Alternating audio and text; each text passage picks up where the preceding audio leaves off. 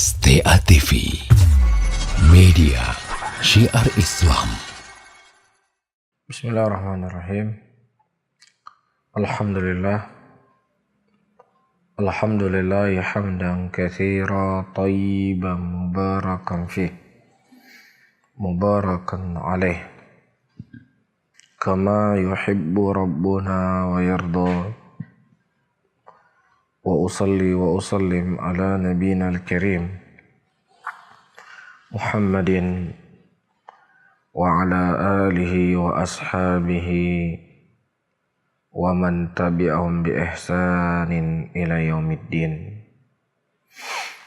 Saudara-saudaraku kaum muslimin dan kaum muslimat, sahabat pendengar radio Syiar Aceh 96,1 FM, di mana saja yang bisa mendengarkan radio kami, alhamdulillah, di malam hari ini Allah Subhanahu wa taala kembali mempertemukan kita. Mudah-mudahan pertemuan kita pertemuan yang dicintai dan diridhai oleh Allah Subhanahu wa taala. Pembahasan di malam ini adalah pembahasan yang sangat penting, yang mungkin sudah sering kita bahas, namun tidak masalah untuk kita ulang-ulangi, karena memang perkara agama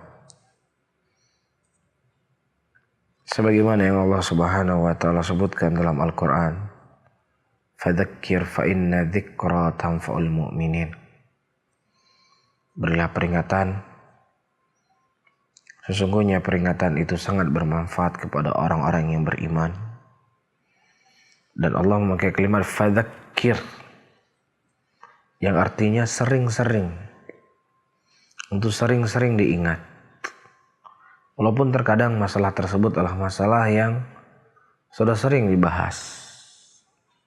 Namun, terkadang sesuatu yang sudah sering dibahas saja, toh masih banyak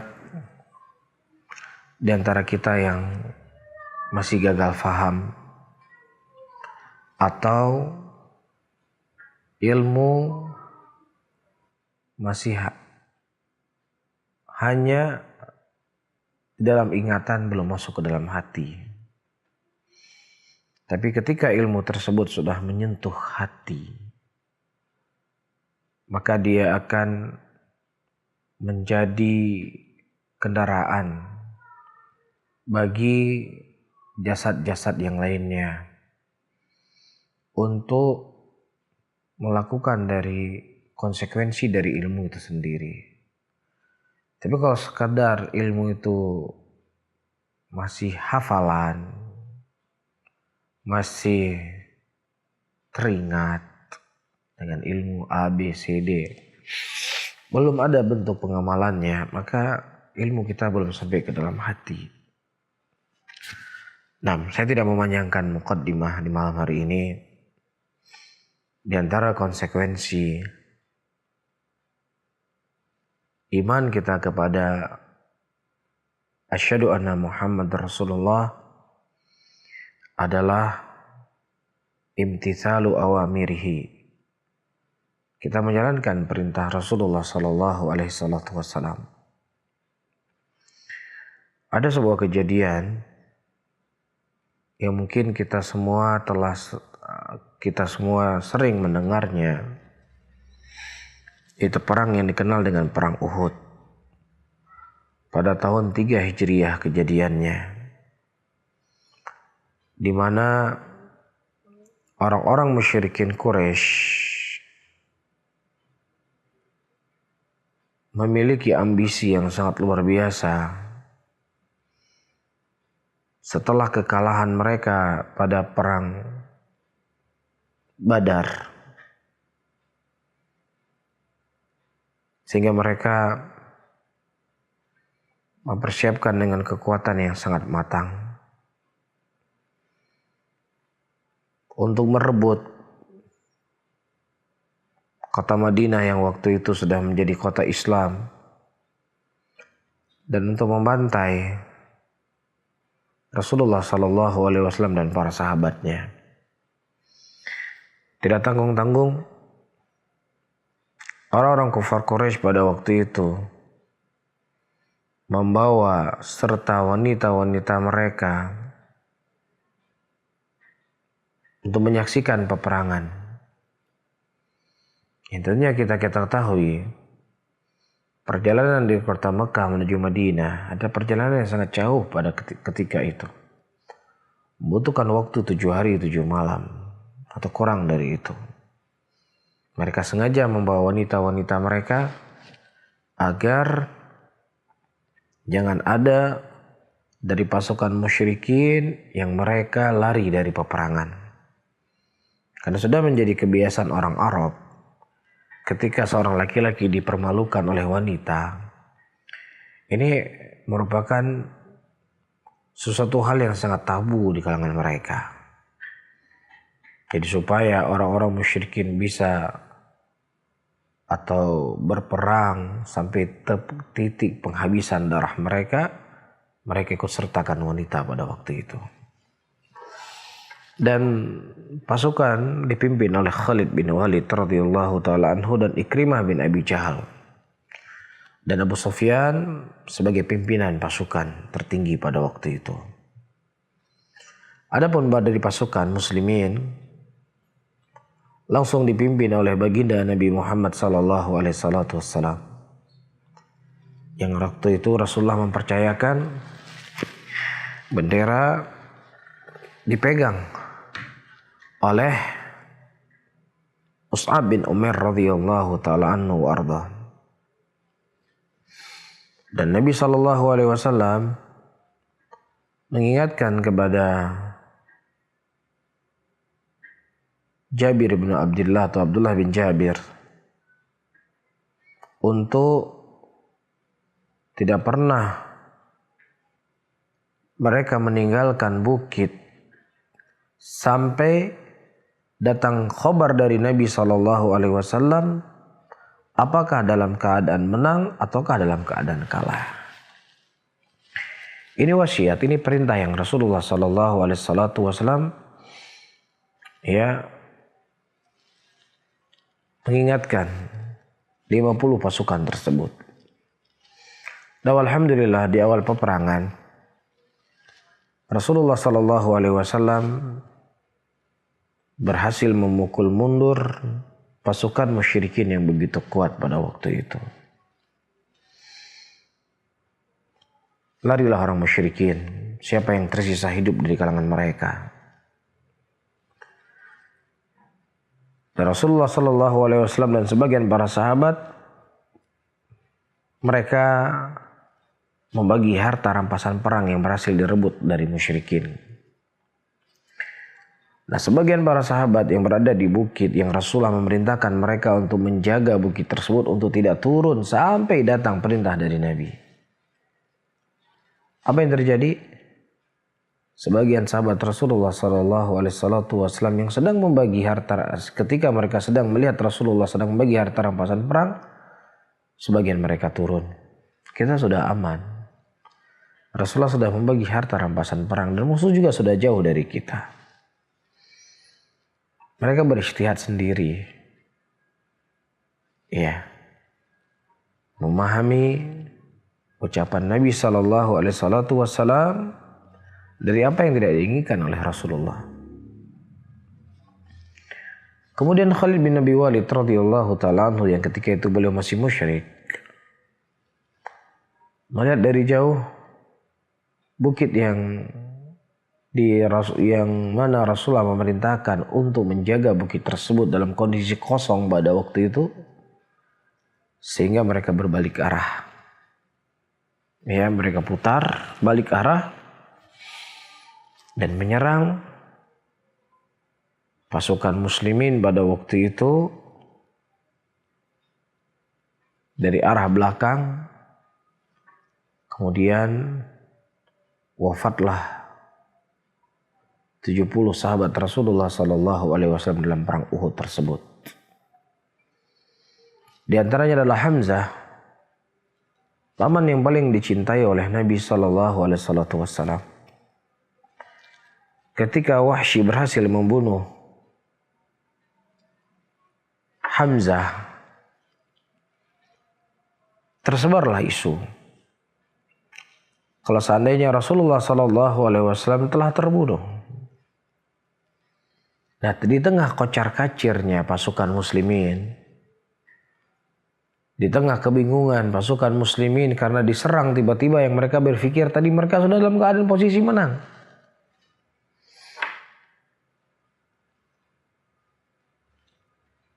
Terbagilah pasukan muslimin menjadi 3 kelompok pada waktu itu. Karena kegentingan suasana, terlebih terdengar isu Rasulullah SAW sudah wafat. Satu pasukan, di antaranya Utsman bin Affan radhiyallahu taala anhu warḍah. Beliau lari dari kancah peperangan pulang ke kota Madinah.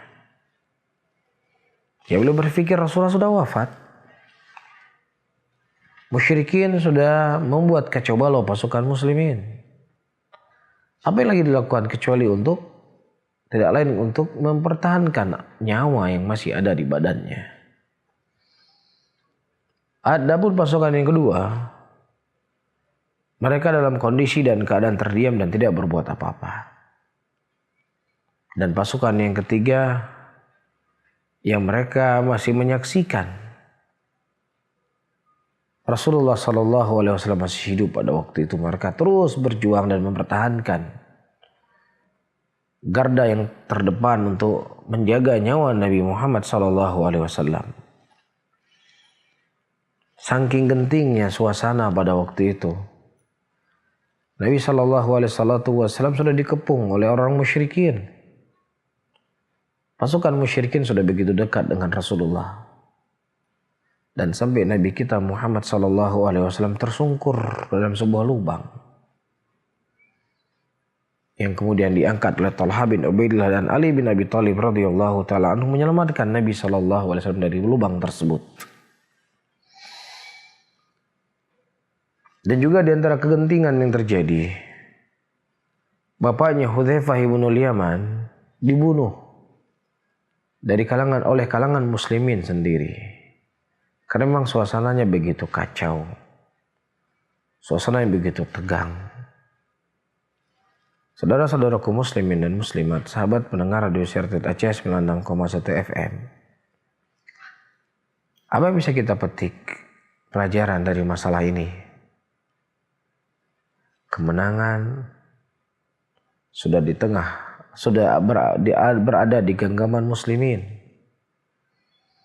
Dan Nabi SAW sendiri yang memimpin pasukan. Ada kekeliruan dari sebagian para sahabat Rasulullah SAW, bukan semuanya. Allah Subhanahu wa taala telah memberikan kepada mereka kemenangan, sudah berhasil memukul mundur pasukan musyrikin, tapi justru berbalik, pasukan musliminlah ketika itu wafat sebanyak 70 orang. Satu perintah Nabi SAW diabaikan. Satu sunnah Rasulullah SAW tidak diagungkan. Kemenangan sudah di tangan, ternyata terlepas. Hari ini saudara-saudaraku muslimin dan muslimat, sahabat pendengar Radio Syarted Aceh 96,1 FM. Berapa sunnah yang kita tinggalkan hari ini? Berapa sunnah Rasulullah SAW yang kita abaikan? 10? 100? Mungkin ribuan sunnah Nabi SAW sudah kita abaikan. Satu sunnah saja. Kemenangan sudah ada di genggaman mereka terlepas. Bagaimana lagi ketika hari ini kita meninggalkan sekian ribu sunnah Rasulullah. Dan tidak hanya sampai di situ. Bukan hanya sekedar mengabaikan sunnah Rasulullah. Tapi sunnah Rasulullah hari ini dianggap sebagai simbol kesesatan. Sunnah Rasulullah SAW hari ini dianggap sebagai sumber perpecahan. Sunnah Rasulullah SAW hari ini dianggap sebagai pemecah belah umat. Sunnah Rasulullah SAW hari ini dianggap sebagai sebab terhalanginya kemajuan. Sunnah Rasulullah SAW hari ini dianggap sebagai simbol kesesatan. Bukan hanya sekedar diabaikan, tapi ciri-ciri orang-orang sesat itu ketika dia mengamalkan sunnah Nabi SAW. Subhanallah. Kita hidup di zaman yang seperti ini. Sehingga wajar di mana-mana kelemahan muslimin, di mana-mana muslimin dibantai, di mana-mana muslimin diperangi, di mana-mana muslimin dilemahkan, dihinakan oleh musuh-musuh Allah. Bukan karena kita tidak punya kekuatan, kita punya kekuatan. Tapi kekuatan yang hakiki yang ada pada diri kita. Sekuat apa kita berpegang teguh di atas sunnah, semakin kuat, maka disitulah kekuatan yang akan kita punya. Tapi semakin sunnah Rasulullah kita lecehkan, iya, kita tinggalkan, kita hina, maka jangan terlalu banyak berharap. Jangan terlalu banyak bercita-cita, berangan-angan. Kalau seandainya kondisi dan keadaan muslimin masih seperti ini hari ini. Wallahu ta'ala alam bissawab. Itulah konsekuensi di antara konsekuensi yang harus kita lakukan. Menjalankan apa yang diperintahkan oleh Rasul. Dan wa iyyak, hati-hatilah ketika kita menyelisihi sunnah Nabi kita Muhammad sallallahu alaihi wasallam. Wallahu a'lam bishawab.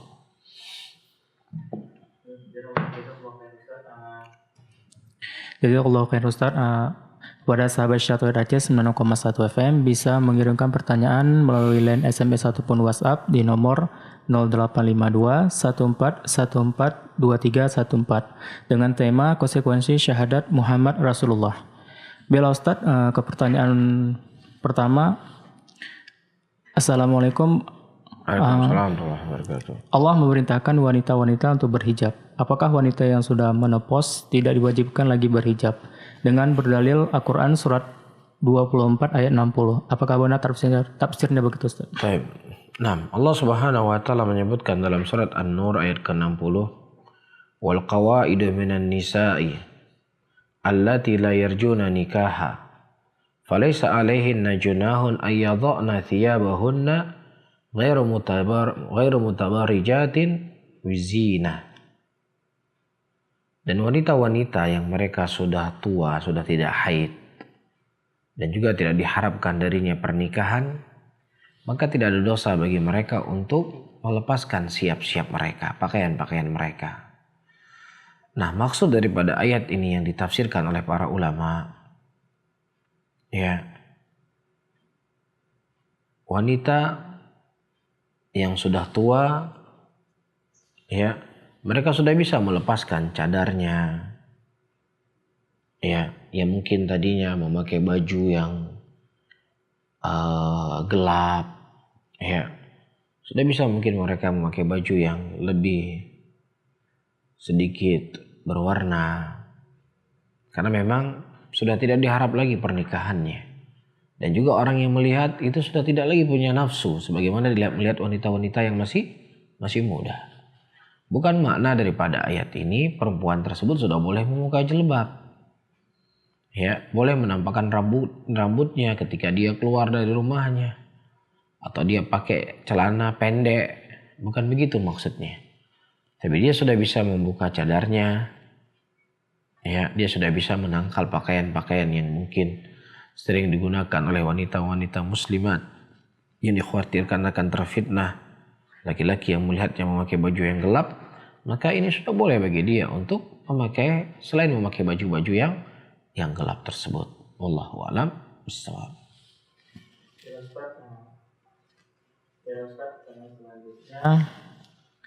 Apakah konsekuensi syahadat la ilallah dengan syahadat Muhammad Rasulullah memiliki konsekuensi yang sama? Baik.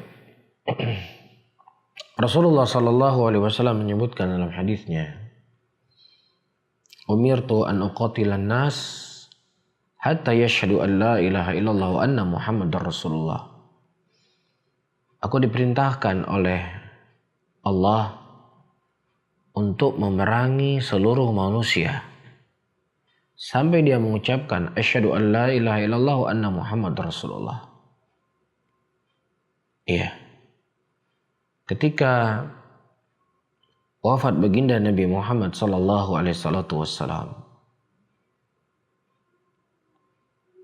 ada sebagian orang yang mereka tidak mau bayar zakat. Kemudian Abu Bakar Siddiq radhiyallahu taala anhu memerangi mereka. Kemudian datang Umar bin Khattab radhiyallahu taala anhu, ya Abu Bakar, kenapa engkau memerangi orang-orang yang sudah mengucapkan asyhadu an la ilaha illallah? Bukankah Nabi sallallahu alaihi wasallam menyebutkan dalam hadisnya, hadis yang saya sebutkan tadi. Kemudian kata Abu Bakar Siddiq radhiyallahu taala anhu, kalau seandainya Rasulullah sallallahu alaihi wasallam mengambil zakat dari tali pelana kuda, niscaya saya akan memerangi mereka sampai mereka membayar zakat apa yang Rasulullah sallallahu alaihi wasallam mengambil zakat ketika beliau masih hidup. Apa kesimpulannya? Kesimpulannya, pemahamannya Abu Bakar Siddiq radhiyallahu taala anhu sama ketika seseorang, yang saya pahami, sama ketika seseorang menyelisih konsekuensi dari syahadat Muhammad Rasulullah, la ilaha illallah, dan menyelisih daripada syahadat Muhammad Rasulullah. Semua adalah perkara yang tercela. Walaupun terkadang ada yang satu mungkin bisa dikeluarkan dari Islam, ada yang satu dia tidak terkeluarkan dari Islam. Tetapi kedua-duanya adalah perkara yang tercela dan tidak boleh dibenarkan dan tidak boleh didiamkan. Abu Bakar Siddiq telah memerangi mereka. Tentunya beliau sebagai khalifah pada waktu itu. Wallahu taala alam.